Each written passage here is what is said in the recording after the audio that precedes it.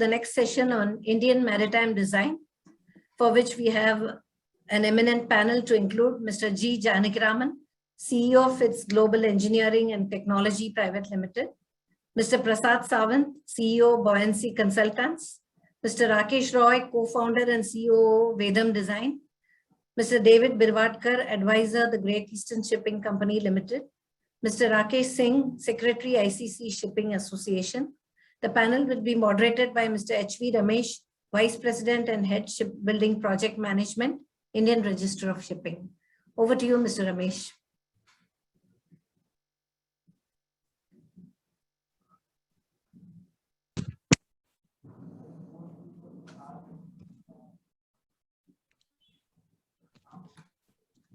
Am I visible? Audible? Yes, sir. Yes, sir. Thank you. Thank you for joining in to all the panelists. Thank you, Padma. Good evening, ladies and gentlemen. Welcome to this panel discussion on Indian maritime design. The ship design is undergoing a radical transition owing to upcoming regulations on the reduction of greenhouse gases and other disruptive and innovative technologies, thus posing a challenge to ship designers in making these products, their products and designs fit for future. And this topic, what we are going to talk today on ship design, is the most discussed topic in all forums, which I've been attending to, listening to, and reading about. Conventionally, ship design is based on the vessel's hull shape, engine capacity to perform at one specific speed and draft, which typically is the contract conditions. This conventional design is being challenged now. The vessel's performance now, including its fuel consumption, multiple drafts and loading conditions, and slow speeds, was never considered earlier. In light of the regulations such as the EEDI, which is Energy Efficiency Design Index for new buildings, and the incoming Energy Efficiency Design Index for existing ships, which is EEXI, and the Carbon Intensity Indicator, CII. With these new things, there is a renewed focus on vessels efficiency. The IMO GHG reduction strategy requires future fuel-ready designs, thereby enabling ships to shift to other fuels without having to undertake major modifications, and the new builds need to be equipped to run on alternative fuel or renewable energies.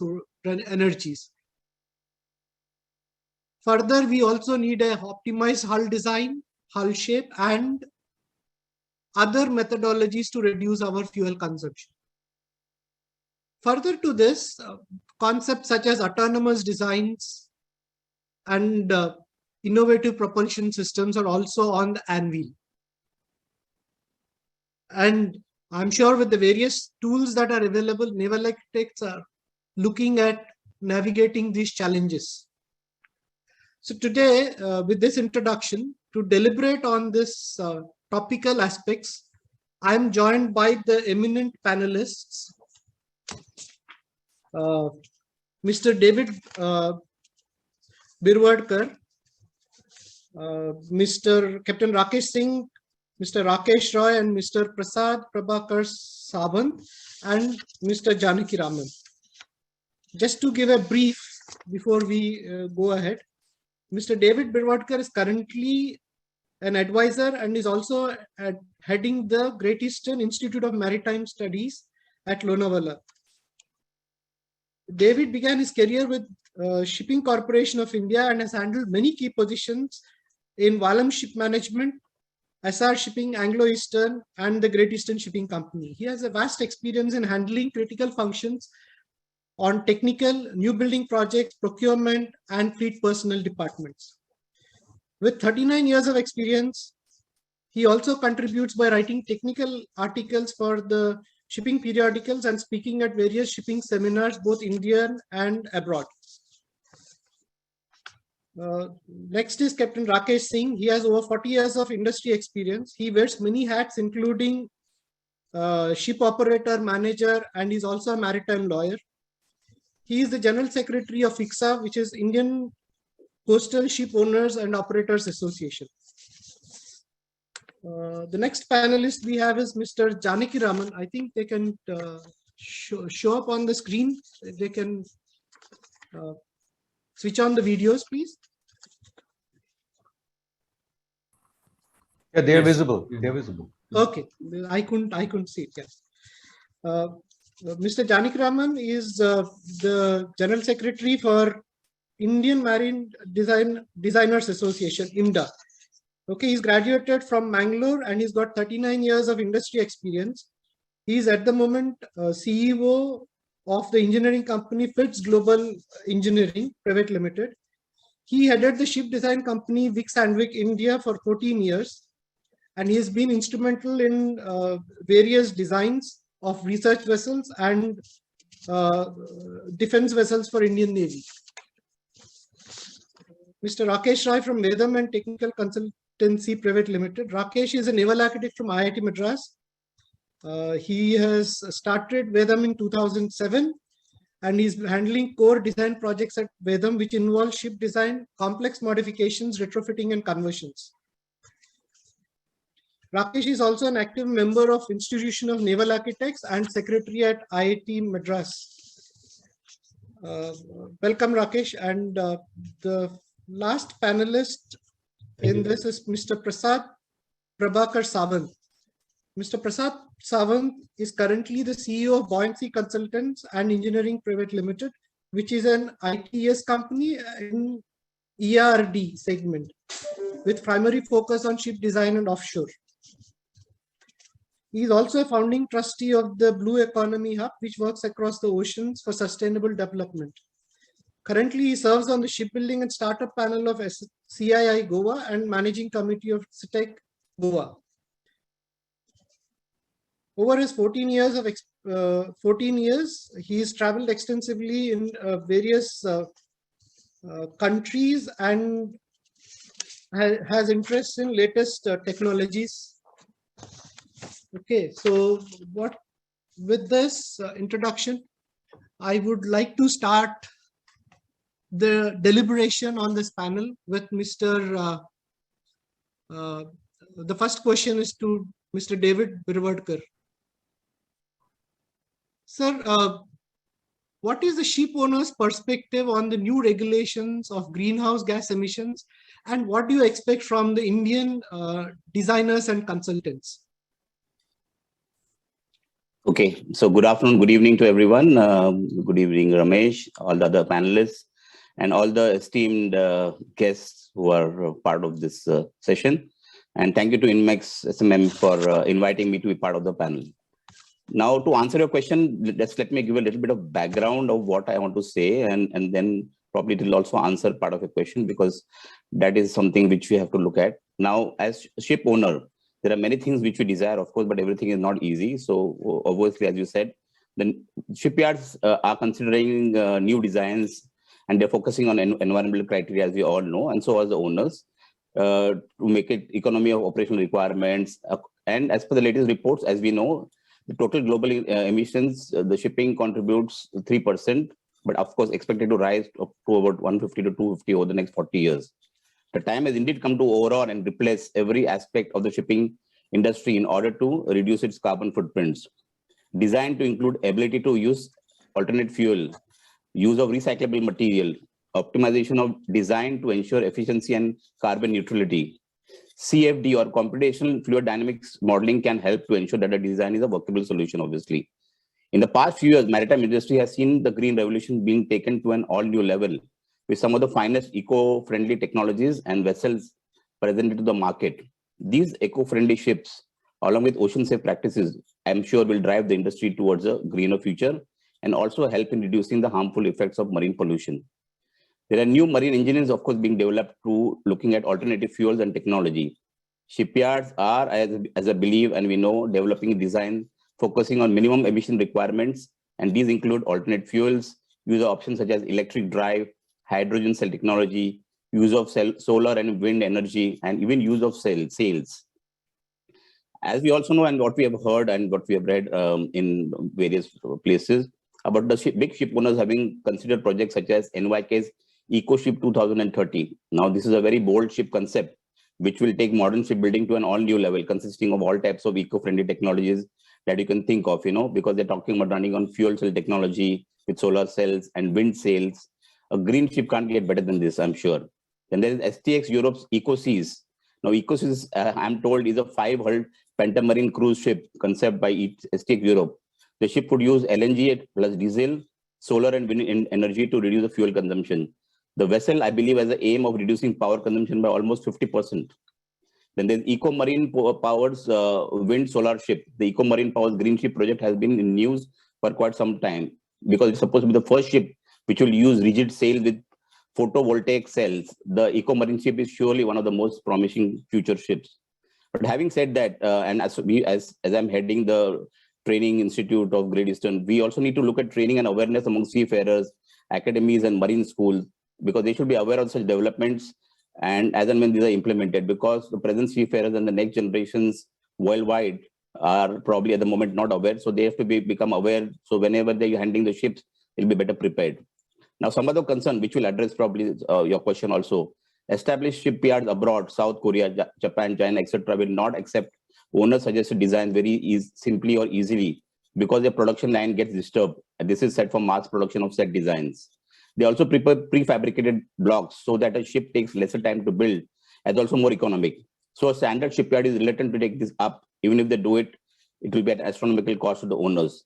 It may probably be a good idea to build such ships in a less busy shipyards or even in Indian shipyards if they are prepared to build it, and then we can use Indian designers where this will all come in, because we know what kind of technology we have to bring in. The ship designers can help us in setting up the designs and the ships can be built. But of course, I know, and we can talk about it, that the government will need to give a lot of assistance to fast track these projects, because otherwise the reluctance of the ship owners to build in India are due to the several roadblocks which are there. Additionally, remember that when we're building such ships, it comes at a high premium, and such innovations have not been tried enough. So there is a possibility of failure, which again the owner can ill afford. So I'm trying to throw up the questions which I am having an apprehension which the owners will have, so that maybe one of the panelists or other eminent people around can answer them, because these are the questions in our mind paramount at the moment, knowing that that's what is going to be our roadblocks, or that is what is going to stop us from using the designers, or if you want to use them, then how do we use them? So maybe these are the issues which come up on several forums as ship owners, and that's what we need to address. Thank you. Taking this question to Mr. Roy from Vedam, who is a naval so we'll start with him. Rakesh, Roy. Yeah. Thank you, Mr. Ramesh. Thank you, David, sir. So yes, I mean, quite valid question thrown at us, and it's a practical question which all the designers in India need to answer to that. But first, let's understand what has changed since yesterday. I mean, if we see in the past, the regulations were slowly evolving, but now the regulations are changing in every 2 years.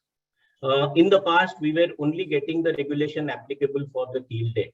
But now the regulations are showing to the owners that what they need to achieve for next 20, 30 years in the coming years. So in the regulation wise, there are quite active changes are happening with a common goal to achieve decarbonization, improvement in the energy efficiency of the overall shipping industry. So that is a quite good change in the thought process, I will say. Similarly, the class has come up with many regulations or proper guideline in terms of alternate fuel usage and all. So for the designers and for the shipyards, the change is that the technology is also evolving. To adapt to this technology, all the vendors, all the equipment manufacturers are coming up with the solutions. So as an ecosystem, I will say many things are falling in right block to give a right solution to the owners. Now, how a designer will come in place here, what role a designer can play. If you see, for a particular ship owner, for a particular ship, there can be multiple solutions or multiple options to go for. but a designer as a naval architect who is an integrator of all the solutions. He will evaluate a right approach depending on the owner's requirement. What exactly will actually fulfill the requirement?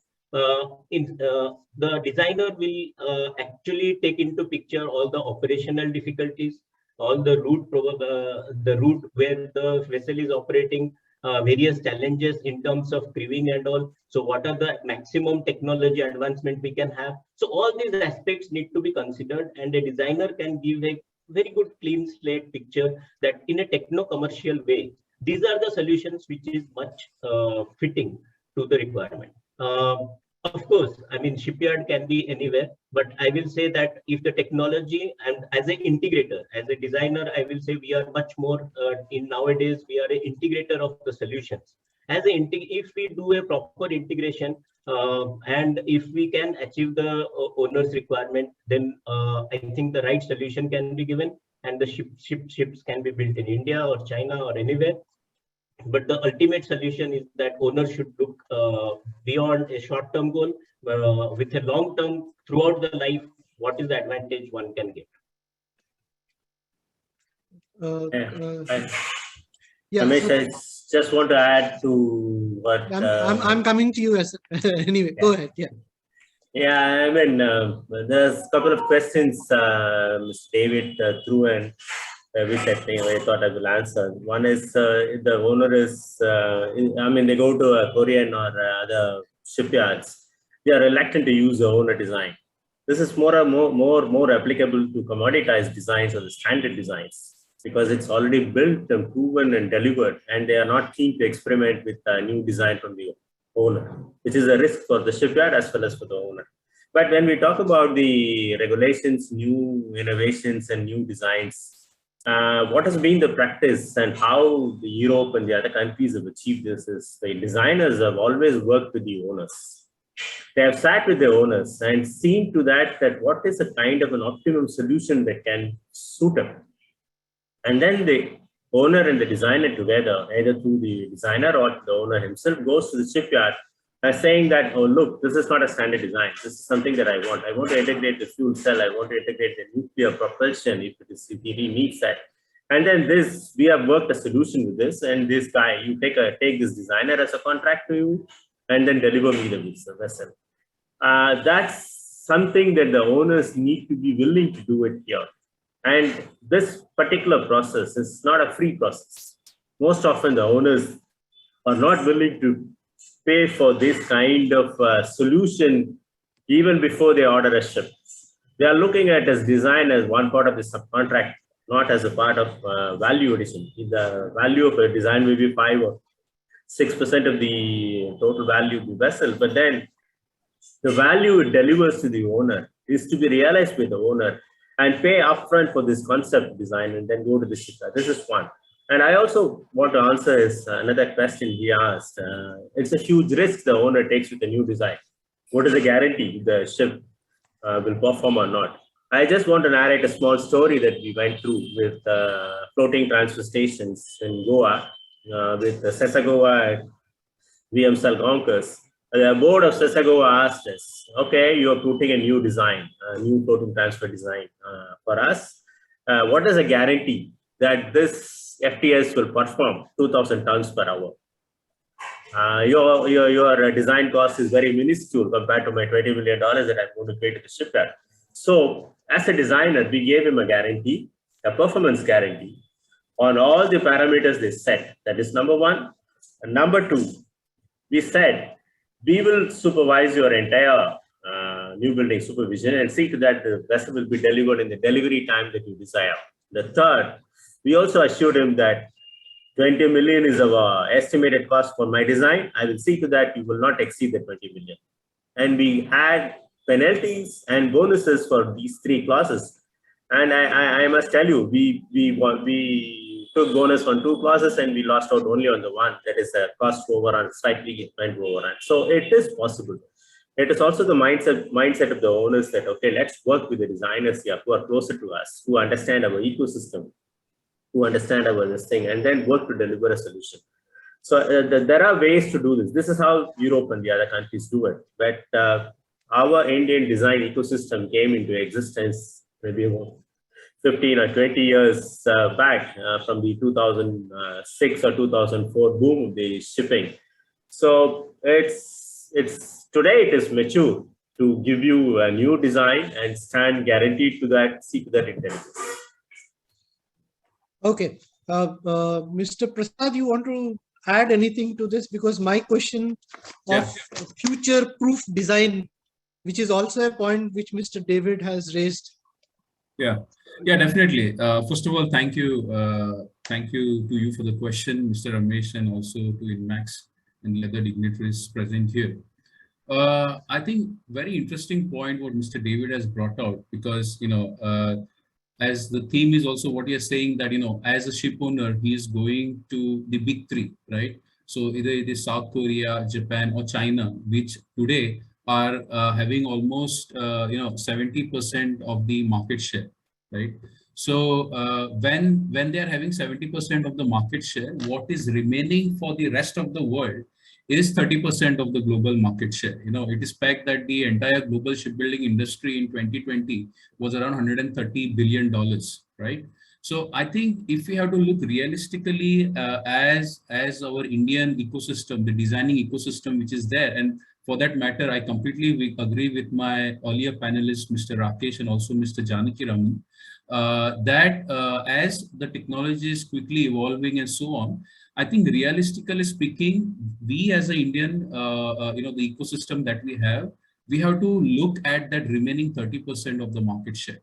Because I think to answer Mr. David's point of view and to say that, okay, here is the design, here are the guarantees, because all those things are, matured enough system by which even the European designers are working with some of these big three countries. Okay, it is already out there. There are several examples which are out there.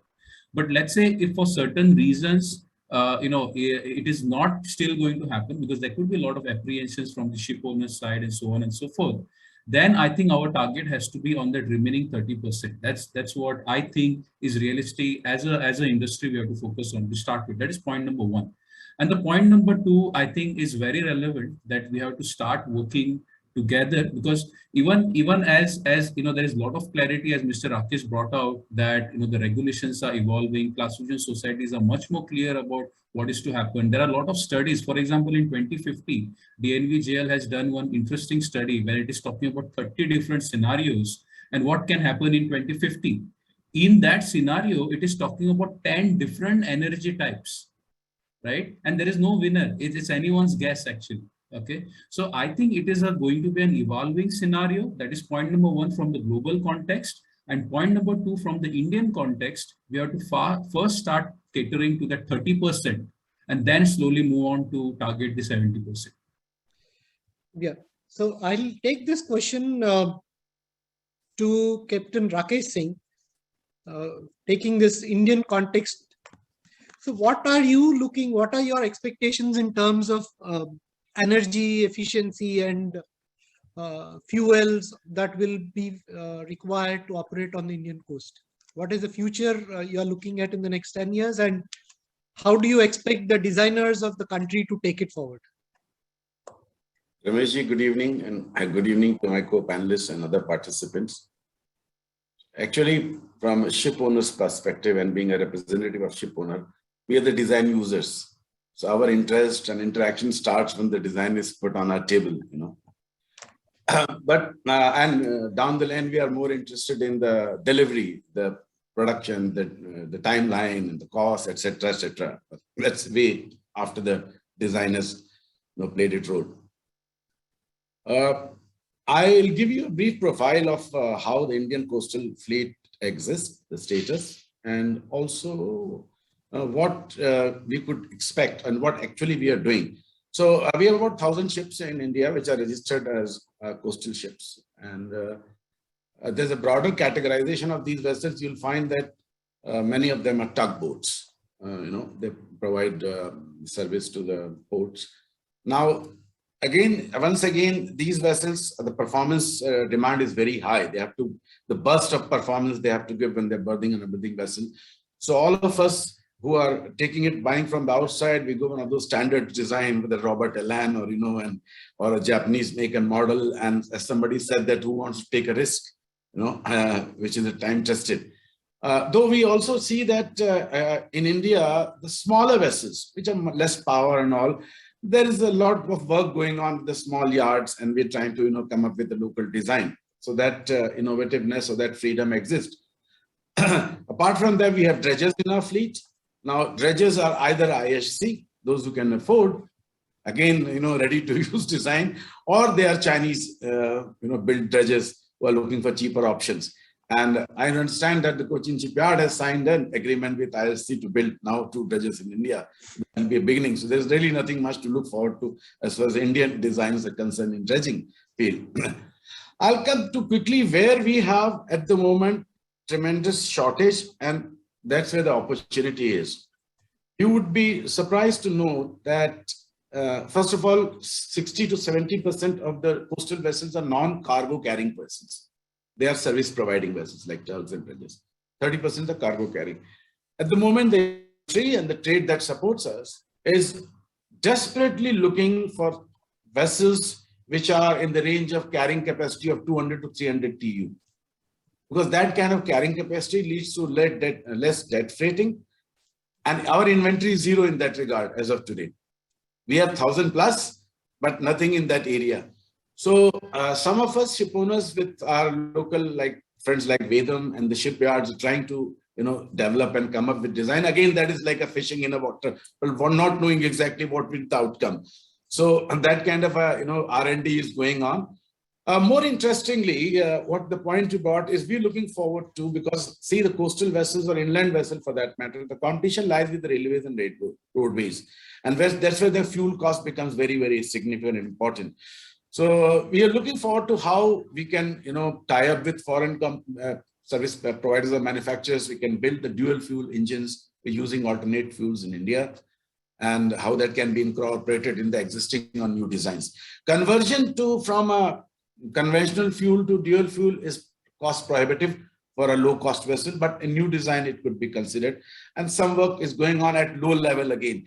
The big yards, obviously, the major ones, they don't entertain us, but the small ones are willing to work with us. So that's the status, and that's what I explained to you that position is. As far as our understanding, I will be very happy to be corrected. One small deviation from the topic of design, Ramesh, that along with the design of the ship, probably is high time to start designing equipment in India. Otherwise, we are just importing, everything from China or Korea or somewhere. That's one area that we need to probably also focus attention. Thank you so much. Okay, so good points that you have raised on the coastal fleet. On the coastal fleet, I think I would rather ask Mr. Prasad to respond to this question. Yeah, I think what Mr. Rakesh has brought up is pretty interesting. He has talked about certain statistics which are out there. But I just want to bring up one thing, because he said that there has been a concerted effort or a potential demand for 100 to 200 TEU vessel, right, in the cargo carrying. If I recollect correctly, I think somewhere back in 2017, 2018, there was one feeder vessel which was operating between Goa and JNPT. It was by the Chogules. It was a 200 TEU vessel.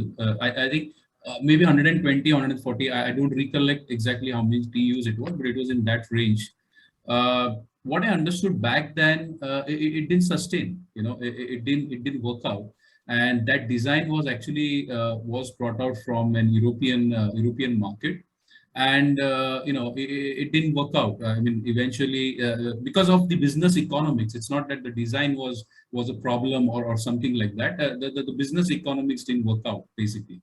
So I feel that what is happening in the Indian ecosystem or the Indian context, it is very important to sit down with the ship owner and to understand the costing dynamics, right? I've been part of certain sessions and even locally via CII, We have been talking a lot about the port charges, the feeder charges, the priority that are being given to such kind of vessel. Let's say a coastal, the same feeder vessel which was there, the way the priority was getting assigned to it versus the other large cargo carriers was a challenge. The custom clearance and so on. So I think which end of the day becomes a whole to the operator, to the ship owner, right?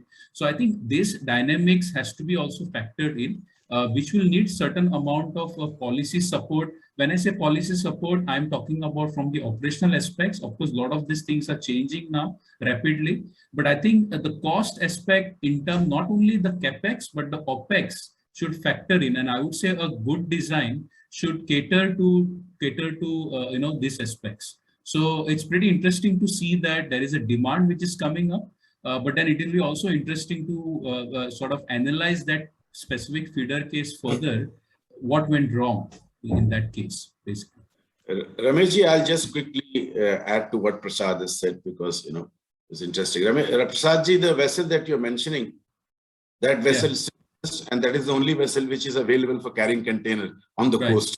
And there currently remains one vessel, it's the River Sea Type 4 vessel, and that's about 120 somewhat capacity. What we have now in last couple of years have found that the capacity optimum, as you said, what happens for us is like two things happen. One is the fuel cost, which is a cost surmounting cost. And second thing, we can't afford dead freighting. If I suddenly bring a 800 TEU vessel and I am able to provide only 400 container per voyage, then that business is not a business. So last few years, particularly on the East Coast and our integration, trade integration with Bangladesh, that our integration that we have signed an agreement with Bangladesh that both the countries can, exchange, operate vessels.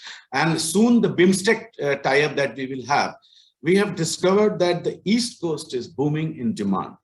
And the right size going, as I said, is about 250 to 350. 100 is again not viable.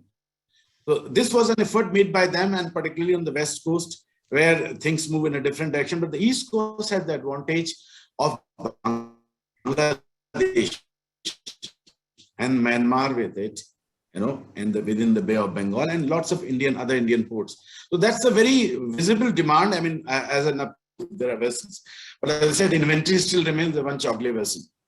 Thank you. Okay. Point taken. So I will, it's a good point that you said that there's a demand for 100 to 200 TEU vessels on the East Coast and policy support is required. See, to develop this whole ecosystem, we need to have innovation and innovative designs. Now that we will have to have vessels with less dependent on fossil fuels and new technology that we have to take in. So how do we go into this innovative designs? This is what Mr. David also has raised this issue in this. So I would actually take this to Janaki and then to Rakesh. Roy. Thank you, Ramesh, for that question. Yeah, the innovative designs, the question comes like everyone wants an innovative design, and we are shipowners are very happy to grab one when it is available in Europe or outside. But if you look at the ecosystem and if you look at how the foreign countries have developed innovative solutions, it is by joint industry collaboration. The moment you say innovative design, the moment you say I need innovative fuels, alternate methods, I mean, we talked about several introduction of new technologies. These things are not going to come from a designer on his own, sitting on his own. It comes from joint industry collaboration. For example, I recall 20 years back, the fuel cell experiment together with Wärtsilä, Vic Sandvik, and then several of the companies. They joined together. The big industrial ship owners, the big industry corporations, they came in and then they started together with the classification society, DNV. They started a project targeted towards innovation, towards fuel cell as an auxiliary engine. They targeted 1 kilowatt that time 20 years back. Today, the fuel cell technology has come somewhere else. But then what I mean is, if we need innovation in new ship design, it will come, but it has to be funded by someone. And this funding typically happens with either with the Ship Owners Association like INSA and the IMDA and the big industrial corporations together with the government of India. In India, we always have this attitude of go to government and government needs to fund all this innovation. To me, government is only one part. The major part is a user, who it is going to be useful for. It is a ship owner who it is going to be useful for. So these stakeholders in this entire process need to come and then invite the designers, maybe 1, 2, or 3, and then let's jointly develop with standard sets and goals. By 2 years, I need a green ship with such and such and such and performance. Then you have a design on table together with the classification society. Then you can, the consortium itself can put money to experiment on it. And if it becomes, then it becomes a standard design. This is what I feel is one way that we can proceed. Okay, so right, sir. So basically for the innovation, a requirement of proven design is a killer. So, I mean, in my opinion, when we say proven design means it is some ship which is just floating, some ship which is just carrying cargo, and just it is operating. So now I think things are changing. The owners doesn't want just a ship which is just floating in the water and making some speed. Now the requirement has completely changed. The owners have various options of fuel, various options of propulsion, and their requirement also has the challenges are completely different. Some vessels are very ultra shallow draft. Some vessels are operating in a very harsh environment. So considering these things, I think we as the Indian designers, we have overcome up to some extent many of these challenges. I mean, just for example, if as Vedam, we have done a gas CNG propelled tanker in Nigeria 7-8 years back. So already these kind of challenges are being overcome in various parts of the world. And we as a designer, we are trying to sit across with the ship owners. I mean, Captain Rakesh Singh will also know that we as a designer, we want to know what is the basically requirement from the owners. And then the solution of the ship comes in picture. It is not that we want something like 3,000 or 4,000 deadweight vessel and off the shelf something which fits, just build it and operate. Each project may have different challenge, and each project to optimally address the commercial economy, eco-commercial requirement, we can come up with a very accurate design which will address the owner's requirement. I think that is where we can help it. okay, I'll take this to Mr. David. Given the present ecosystem in India, what happens? This is also a question on the forum. The ecosystem, how do you balance bigger vessels design on a long haul? I'll take it to Mr. David. Sorry, can you just repeat the question? I'm just saying in the present ecosystem that we have with respect to design, if we have to design, what are your expectations from the designers, okay, to build and design bigger ships in India? Yeah, so I mean, basically, first of all, we'll have to look at the existing fleet and see what changes we can bring in to reduce the consumption, to abide by the requirements of the regulatory laws, you know, of IMO or whatever else is there. So probably there will be some modification which can be done to the existing ships and bring down the EEOI and run the ships till a particular age where they can be scrapped. For the newer designs, obviously, we would like to look at the newer innovations, because ultimately we have to be competitive. We can't just say that I will use this innovation, it will bring down to 50%. But if the cost is phenomenally high, then I can't get the kind of charter to sustain myself, because of course we are running a commercial outfit. So obviously, whenever I'm talking about innovation, etc., I will have to look at it very subjectively, that whether it is affordable for me when I build a new ship, and whether after that I can sustain the asset with me based on what kind of charter rates I can get, etc., etc., because ultimately everything is market driven. Secondly, secondly, to put a point forward, we know that when we talk about Maersk or NYK, their projects are funded by the government or by other partners who are there, who are probably helping them out with the finances, because it's impossible for a single owner to just look at it. Somebody said that INSA has no money. Let me just tell you, INSA is working on minuscule annual fees from the owners, which is really, I can say, deplorable to that extent. You know, if there was huge funding available or huge reservoir money, then obviously INSA would have been very happy to support it. INSA, all the owners are already putting pressure on them to reduce their annual fees. So, I mean, there is something, I think India, we have to still come or accept such things that we have to take this forward, or we have to initiate this, because that understanding is still not there. They said, "Aaj ka din chalne do, kal baad mein dekhenge," something like that. So that's the thinking which we have to change. We have, sorry, I just complete. So I know we have all the talent in India available, and we can really take it forward to the next level. And of course, we can then work in hand with the designers and even the shipyards in India. But everything has to fall in place. See, for owner, everywhere, if I have hurdles and roadblocks, and if I project which is supposed to be done in 15 months, it will go on to 30 months or 35 months. I'm losing a lot of money. And, I have a finite resources to look at. I have my board of directors. I have my shareholders who will have to, I'm answerable to. So I can't just do it just because I want to be innovative, So that's the practical aspect which we'll have to look at whenever we talk about such things as owners or Indian owners, when we want to be marketable or competitive in the world. Okay. Thank you. Yeah, thank you, David. Rakesh ji, आप कुछ बोलना चाहते थे? Yeah, so basically large commercial ship design approach will be a little bit different than what we are discussing.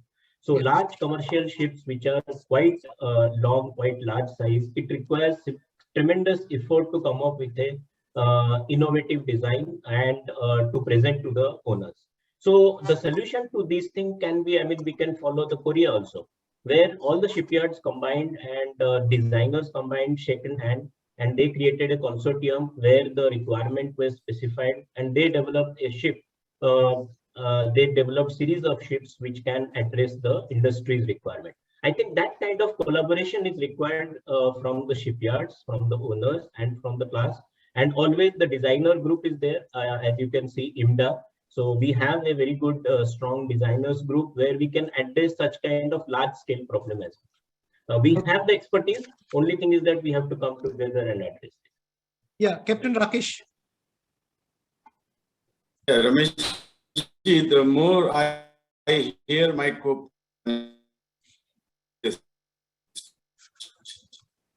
and so I, develop this belief that in the Indian context, the on-ship design, the entire ecosystem of which is design, construction, policy intervention, finance, etc., demand, whether business demand is there or not, challenges from overseas, etc. So in isolation, that subject, whether it will reach to its logical conclusion Rakesh, or arrive at what we intend to do may not be possible. The entire ecosystem of ship construction and the requirement. Mr. Rakesh, we are losing you in the middle, so I will. Yeah. Maybe can I add a point, Mr. Ramesh? Yeah, go ahead. So basically, I just only request that let us be brief because we are, I think, running over now on the time part. Yeah. Right. So I think I just want to add one thing, because I think clearly, there are very practical points that have been brought out, like when we talked about both contexts, right? We talked about coastal shipping, let's say, and we also talked about large ocean-going vessels and so on and so forth. And we have to look at it practically. I think one of the takeaway that we should all repeat of this session is proven design is a killer of innovation. Okay, that has to be number one takeaway, because if you see today in our Indian ecosystem, everyone is asking for a proven design. If you just want a proven design, you're killing innovation, period. That's exactly how it's going to work. Now, what does it mean, right? Because if you want to have innovation, it is very important that your economics should make sense. And that is what Mr. David is trying to say, that end of the day, there is a commercial trade and the business has to make its own sense, basically, right?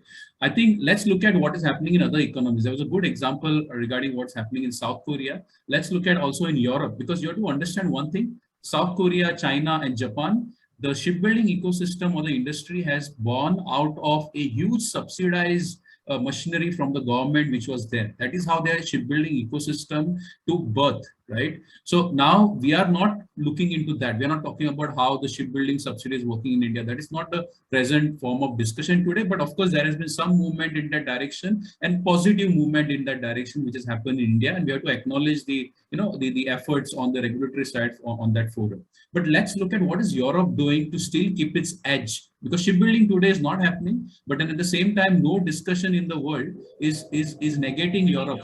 Just because they are not having 70% market share anymore, it doesn't mean Europe is not a factor anymore. In fact, they are still the governing factor in various aspects. And the important point which Mr. Rakesh also brought, the design of products, the innovative technology that's happening and so on and so forth. And that's what is happening. Now, if you look at some specific schemes, even today, as we speak over here, there is some scheme known as Project Horizon, which is there, wherein they are literally funding out new innovative technologies. There is a segment in the shipping side, basically. Okay. So the quick point that I want to bring up is, so how do we solve this chicken and egg solution, wherein everyone understands the benefit of an innovative design, but no one is ready to take a risk? So what is actually happening in the world today is that is where some regulatory support is coming in, and that regulatory support is given at an industry-wide level. So let's say if there is a new design which shaves off that risk of innovation, right? Then then what are the dynamics for a ship owner, for example, right?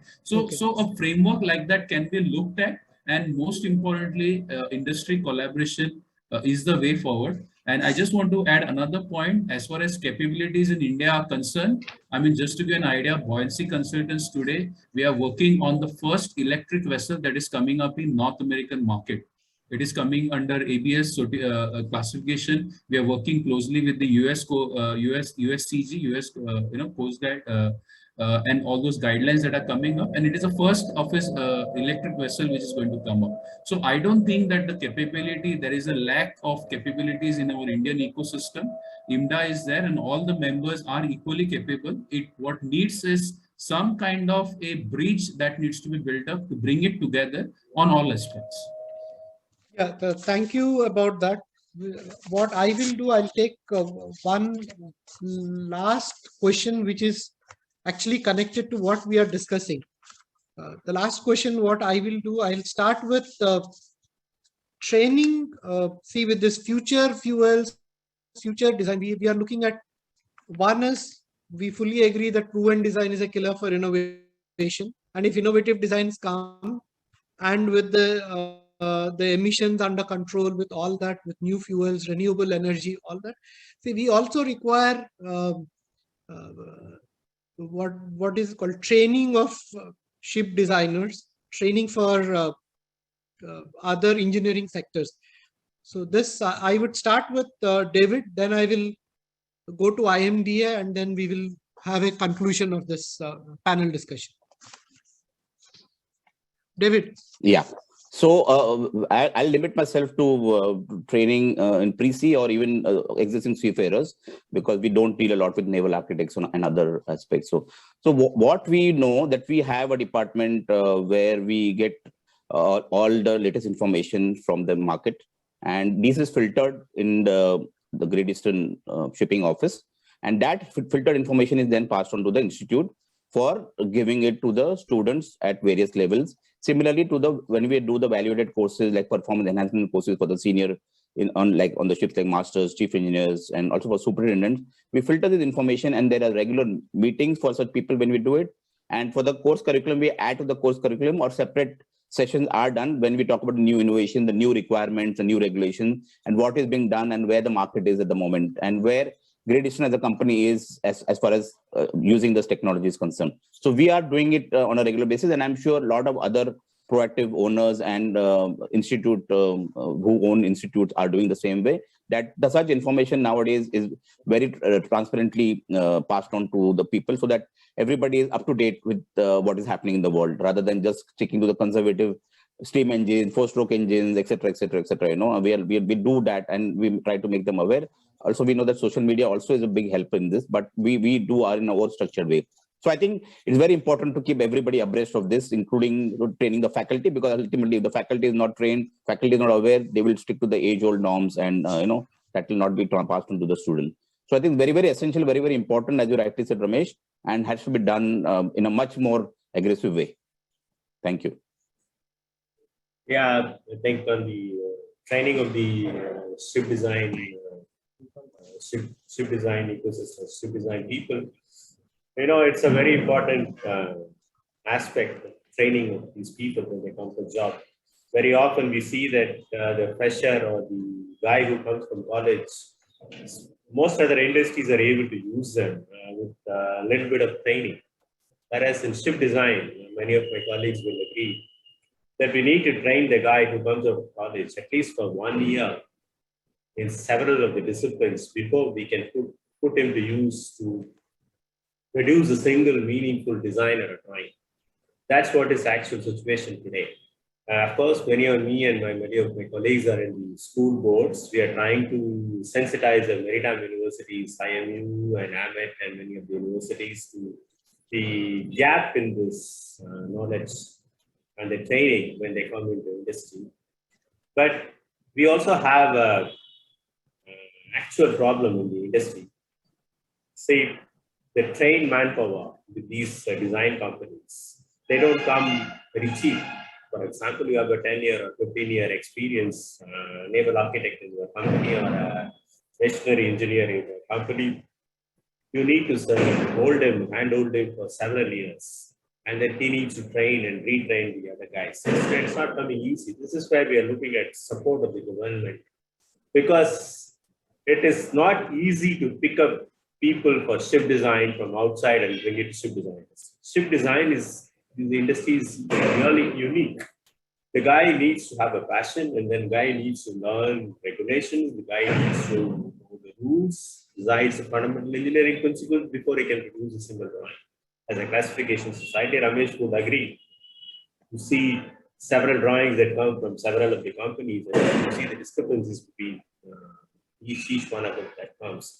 So here is where a strong training system and ecosystem is required, even for the current designs. And we are talking about training for the future designs. Training for the future design really needs the experts and stalwarts in this industry to start a concentrated skilling program together with the government. Only government can support this. It's very difficult for the individual companies. Ship design companies are medium industries, not a very big industry. Very difficult for them to invest in futuristic, innovative design training without a visibility for any revenue sharing. So here is where we are looking at regulatory, government support to do this skillful training. I hope the message goes to the government, and we have been also talking to the Ministry of Shipping. Okay. My next question, which is I'm taking from the forum where the question has come. Today, this I think I will pose it to Mr. Rakesh Rai, that the question is this: today, even existing vessel performance can be monitored by using digital technologies. So, whether Indian ship owner or shipyard or designers are equipped and ready to adopt by investing in this technology? Yes, the short answer to this question is big yes. Yes, we are equipped. So already we are implementing this thing in the existing ship and in the new build ship as well. So technology can be in a various ways in terms of monitoring the performance and giving a feedback that how the performance can be improved. Also, the technology can be used in a way that how the ships can be experienced, how the information can be shared, how that data can be transferred and utilized, how the overall inspection regime can be established. So the technology is being applied in various fronts. Already we at Vega, I'm sure at other design companies are also using it. There are various tools which actually actively monitor the fuel consumptions, performance of the vessel, and suggest that what can be improved and what are the bottlenecks of the design. So these are the technologies already available and we are using it.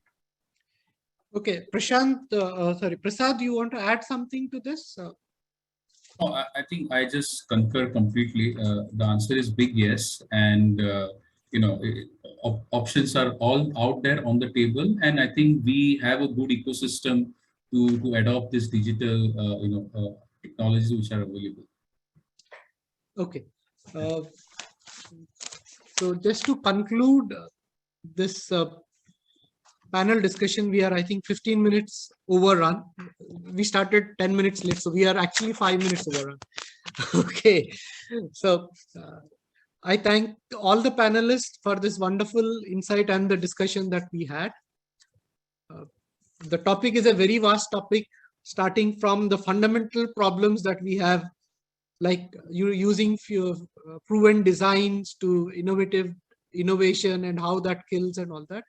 And it's a very short span to discuss this thing, but I hope we covered most of the points. At least we have touched upon most of the points that have been set as an agenda for this discussion. Just to sum it up, to start with what Mr. David has started, decarbonization in shipping will be through alternate fuels, hydrogen, ammonia, or methanol, or renewable energy sources such as biofuels, wind and solar. The maturity of these technologies, as well as other technical measures, okay, and operational measures such as cleaning, coating, hull repairs and things like that, trim optimization, is going to take us to the next level of compliance to the new regulations that are coming in. The new building designs, as we are talking about, when we talk about innovation, we're talking about new building designs, which I opened the discussion with, is future ready, where we are looking at even coastal vessels to be on probably LNG for some time and then move on to other renewable energy sources, which is, as Prasad has stated, is the jury is still open. Which fuel, what fuel, and how it is going to work is still open in the discussion. It's still not frozen. Then from there, taking to a good thing that has come from Captain Rakesh is that which the designers, including myself, who being a naval architect, should consider is having designs of 100 to 200 TEU vessels. At the moment, there's only one, so there's a huge scope for developing this, which probably the designers, the owners, and the shipyard should sit together and try to see how to get this through and how to get incentives or funds from or policy support from the government going forward. Coming to the training point taken, training has another aspect to it. That is, when people have passed out of the college, we are still going through our same old principles of naval architecture when we are in the college. I read the same thing, and I'm sure Janaki and seniors here would have read the same thing. The fundamentals may not have changed, but a lot of things are changing. The safety is important when we are considering alternate fuels and renewable sources of energy like hydrogen, ammonia, and things like that. So we need to train our the younger generation, the younger naval architects and other disciplines about this and bring them into the fold. Otherwise, they will be left out of this in the global world. Coming to digitalization and its uses, I think we are there. We are working on it. I think class societies are working on it. The designers are working on it. So I think we pretty much will use the IT backbone of this country to leverage and arrive at a global platform in near future. Having said that, thank you all.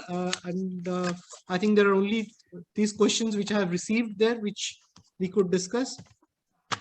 Thank you all.